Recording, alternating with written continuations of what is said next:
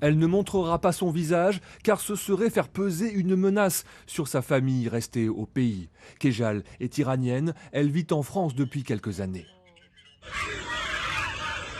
Là, c'est le cimetière.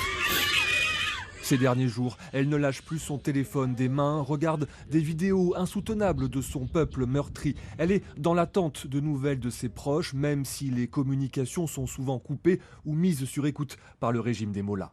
Quand je vois tout ça, je me suis dit, la prochaine, ça peut être une personne dans ma famille. Le matin, quand je me réveille avec un stress.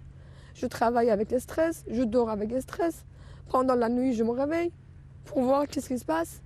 Mais c'est comme ça en fait. Ça fait des années que c'est comme ça. Kejal nous raconte, les manifestants tués par le régime sont souvent très jeunes. Et puis, il y a ce cynisme au-delà de l'horreur. Les Iraniens doivent payer pour récupérer les corps des membres de leur famille. Nous, on dit en persan, c'est haqetir, c'est droit de balle. Ça veut dire chaque balle que l'État il tue avec, les gens, il faut le payer.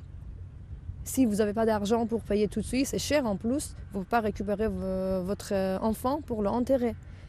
La jeune femme ne soutient ni Reza Pahlavi, le fils du Shah, ni Donald Trump, mais elle se dit pourtant que seule une intervention internationale pourra sauver l'Iran. Si les pays occidentaux, si les Américains, si les autres pays, ils ne nous aident pas, on ne peut pas arriver.